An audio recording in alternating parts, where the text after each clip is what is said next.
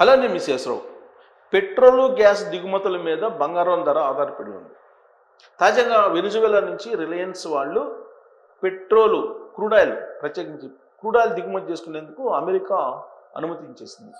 So దీంతో Reliance ఇటీవల వరకు కూడా రష్యా నుంచి కొనుగోలు చేసేది, ఇప్పుడు వెనిజువెలా నుంచి కొనుగోలు చేసి రిఫైన్ చేసి అమ్ముతుంది.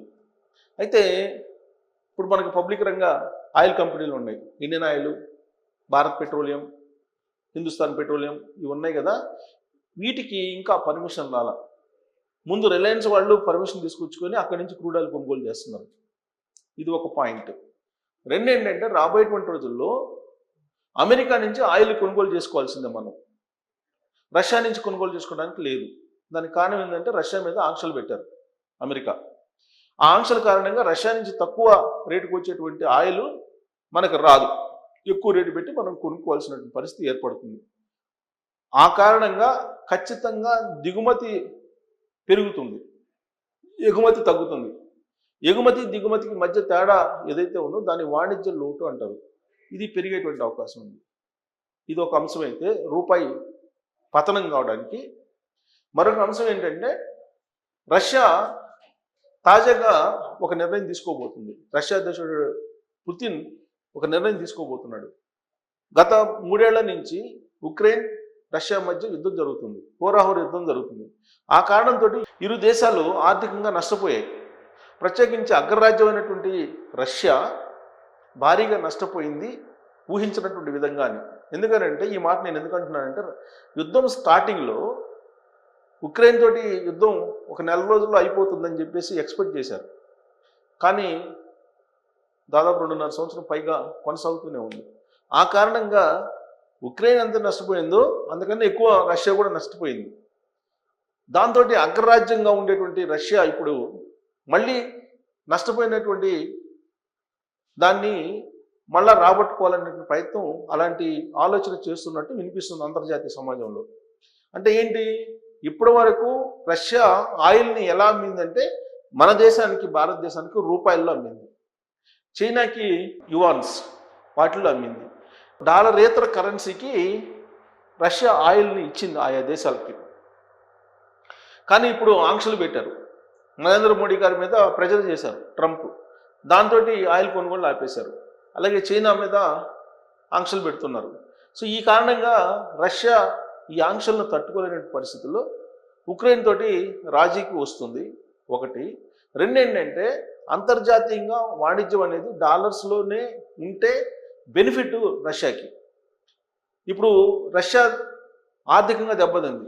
ఈ ఆర్థిక నష్టం నుంచి బయటపడాలంటే ప్రపంచ దేశాలకి ఆయిల్ని అమ్మాలి, ఎగుమతి చేయాలి రష్యా. ఆ ఎగుమతి దేంట్లో ఉండాలంటే డాలర్స్లో ఉండాలి. ఎందుకంటే అంతర్జాతీయంగా డాలర్ ప్రామాణికం కాబట్టి. కానీ బ్రిక్స్ అనేది ఒకటి ఉంది కదా, అంటే డాలరేతర కరెన్సీ అనేది ఒకటి కాన్సెప్ట్ తోటి బ్రిక్స్ని పెట్టారు. దీంట్లో రష్యా కీలకంగా ఉంది. ట్రంప్ ఏం చెప్తున్నారు, అసలు డాలర్ తోటే మొత్తం వాణిజ్యం ఉండాలి, డాలరేతర కరెన్సీ యాక్సెప్ట్ చేయకూడదు, ఆయిల్ అండ్ గ్యాస్ ప్రత్యేకించి అని చెప్పి చెప్తున్నారు. ఎందుకంటే ఏ దేశమైనా సరే ఆయిల్ అండ్ గ్యాస్ ట్రాన్సాక్షన్స్ ఎక్కువ ఉంటాయి, ఎగుమతి చేసినా లేదా దిగుమతి చేసుకున్నట్టు కంట్రీలకు కానీ. అందుకే ఆయిల్ అండ్ గ్యాస్లో ఖచ్చితంగా డాలర్ ప్రామాణికంగా ఉండాలని చెప్పి ట్రంప్ చెప్తున్నాడు. ఒకవేళ అది లేకపోతే అమెరికా అగ్రరాజ్యం కూలిపోతుంది. అందుకే ఇప్పుడు రష్యాని బెండ్ చేశారు. రష్యా మీద ఉన్నటువంటి ఆంక్షలను సడలించాలంటే కనుక డాలర్లలోనే ఆయిల్, గ్యాస్ ఎగుమతులు చేస్తాము అని చెప్పి వాళ్ళు ఒప్పుకోవాలి.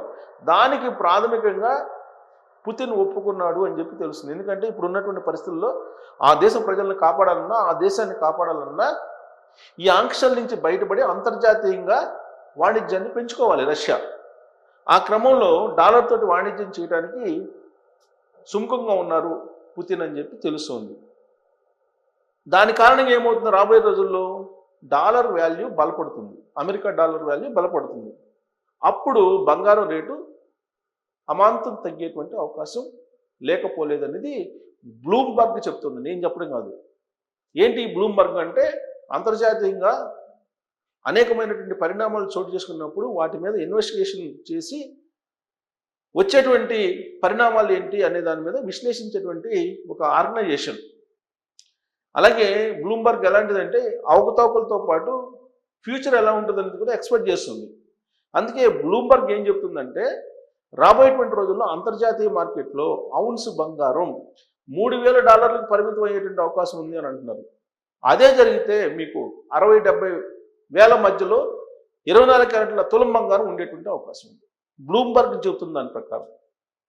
బ్లూంబర్గే కదా ఆదానికి సంబంధించినటువంటి కంపెనీలు దాంట్లో ఉన్న లోపాలన్నింటినీ ఈ మధ్యకాలంలో బయటపెట్టింది, అమెరికాకు సంబంధించినటువంటి బ్లూంబర్గ్. సో కాబట్టి అమెరికా ఏం చేయబోతుంది అనేది ఆ సంస్థకు అవగాహన ఉంటుంది బ్లూంబర్గ్కి. ఆ బ్లూంబర్గ్ చెప్తున్న దాని ప్రకారం రష్యా అధ్యక్షుడు పుతిన్ తీసుకునేటువంటి నిర్ణయాలు రాబోయేటువంటి రోజుల్లో బంగారం పతనానికి కారణం కాబోతుంది, ఆయిల్ రేట్లు పెరగడానికి అవకాశం ఉంది అని చెప్పి చెప్తుంది. ఆయిల్ రేట్లు పెరుగుతాయి, బంగారం రేటు తగ్గుతుంది, డాలర్ రేటు పెరుగుతుంది. ఇది బ్లూంబర్గ్ చెప్పినటువంటి ఒక అభిప్రాయం. మరి దీంతో పాటు అంతర్జాతీయంగా ఉండేటువంటి బులియన్ నిపుణులు అలాగే ఆర్థికవేత్తలు, ఈ కమోడిటీస్కి సంబంధించినటువంటి ఎక్స్చేంజ్లో ఉండేటువంటి ఎక్స్పర్ట్స్ వీళ్ళందరూ ఏం చెప్తున్నారంటే కనీసంలో కనీసం లక్షకి దిగువకే బంగారం వచ్చేటువంటి అవకాశం ఉంది అని చెప్పి చెప్తూ ఉన్నారు. కానీ బ్లూంబర్గ్ మాత్రం అంతర్జాతీయ మార్కెట్లో బంగారం $3,000 ఔన్స్ పడిపోయే అవకాశం ఉందని అంటున్నారు. వాస్తవంగా ఈ మధ్యకాలంలో దాదాపుగా $5,800 టచ్ చేసిన ఔన్స్ బంగారం. దేశీయంగా భారతదేశంలో తులం బంగారం 24 క్యారెట్ల బంగారం 1,83,000కి వెళ్ళిపోయింది. ఇప్పుడు యాజ్ ఆఫ్ నౌ తగ్గింది. ఇవాళ కూడా బంగారం రేటు తగ్గింది. ఇవాళ చూసినా కానీ ఇవాళ కూడా తగ్గింది. ఈ వారం మొత్తం తగ్గుతూ ఉంది బంగారం రేటు. సో ఇవాళ కూడా బంగారం రేటు తగ్గుముఖం పట్టింది. ఎందుకంటే అంతర్జాతీయ పరిణామాలన్నీ అర్థమవుతున్నాయి అందరికీ. దాని ప్రకారం ఇక్కడ చూడండి, గోల్డ్ రేటు ఇవాళ తగ్గింది. ఇవాళ మార్కెట్లో చూడండి, గ్రామ్ వచ్చేసి $224, అంటే 10 గ్రాములు వచ్చేసి $2,240 తగ్గింది.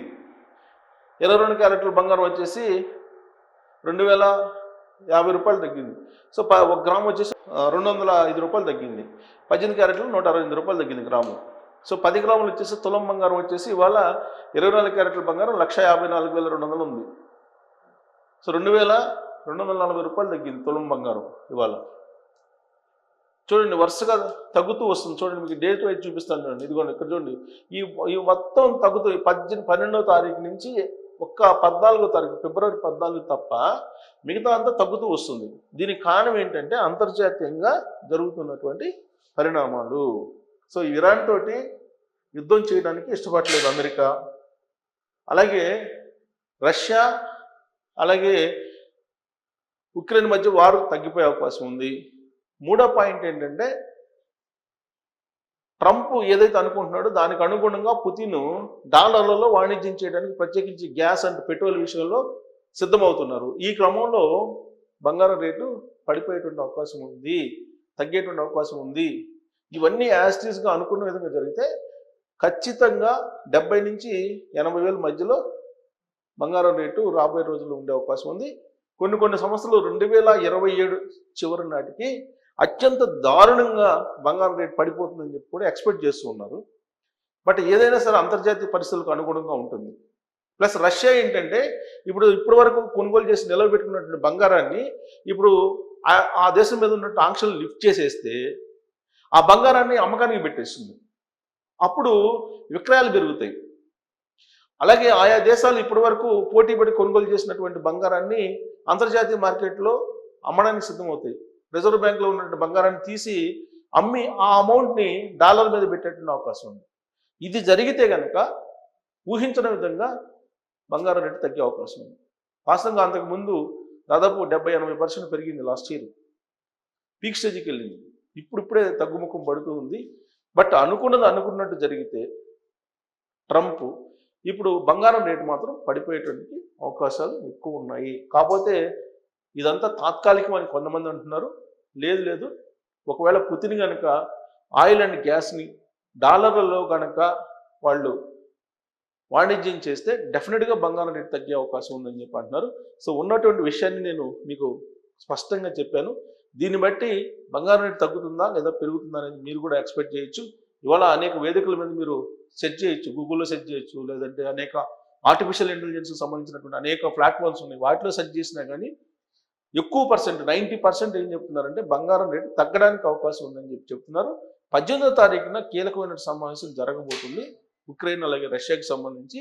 అది కనుక సక్సెస్ అయితే మరొక 24 గంటల్లో తెలిసే అవకాశం ఉంది, దాని మీద స్పష్టత ఇచ్చే అవకాశం ఉంది.